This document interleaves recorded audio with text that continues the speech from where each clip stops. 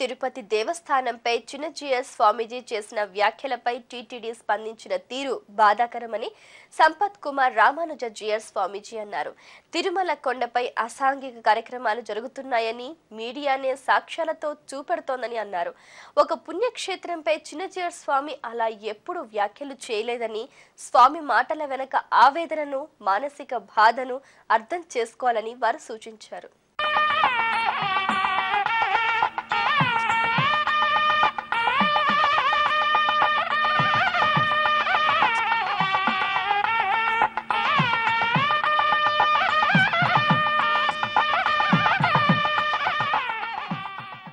తిరుమల తిరుపతి దేవస్థానంలో భక్తి తగ్గిందో లేదంటే అక్కడ చేసేటువంటి పూజా కార్యక్రమాల్లో లోపమనో కాదు స్వామివారు అన్నది. ఆ కొండ మీద కొన్ని అసాంఘికమైన కార్యక్రమాలు జరుగుతూ ఉండటం వివిధ ఛానల్స్ ద్వారా మనం చూస్తున్నాం కనుక అది ఒక పరిపాటి అయిపోయింది.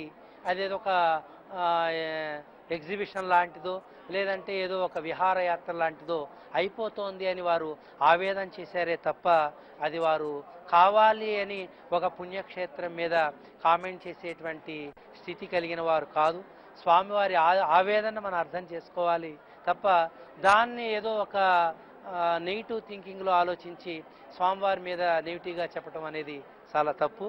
అక్కడ జరిగేటువంటి అసాంఘిక కార్యక్రమాలు పూర్తిగా పోవాలి. రెండవది, అక్కడ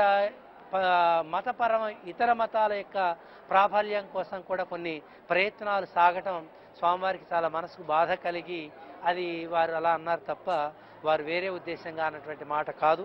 దానికి తిరుపతి దేవస్థానం వారు స్పందించినటువంటి తీరు బాధాకరం. స్వామివారితో సహా ఏ ఒక్కరూ కూడా తిరుమలను అపవిత్రత చేయలేరు అనే మాట టీటీడీ చైర్మన్ లేదో అక్కడ ఉండేటువంటి ఈవో గారు మాట్లాడటం దాన్ని మేము ఖండిస్తున్నాం.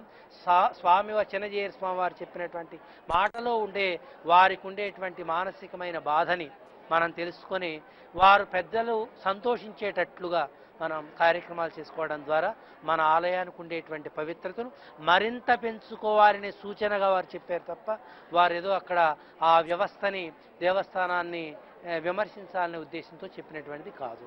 అంటే క్లబ్గా ఉంది అంటే మరి క్లబ్లానే అక్కడ మధు మాంసాలు ఇవన్నీ కూడా జరుగుతున్నాయి. అది ఛానల్స్ ద్వారా చూస్తున్నారు కదా, ఏదో వారు ఊహించి చెప్పింది కాదు, పబ్లిక్గా జనానికి అందరికీ తెలిసిందే. దాన్ని పూర్తిగా కంట్రోల్ చేయలేకపోయారనే బాధతోటి దేవస్థానం యాజమాన్యాన్ని ఉద్దేశించి వారు అన్నమాటే తప్ప ఇది వ్యక్తులను గురించి అన్నమాట కాదు.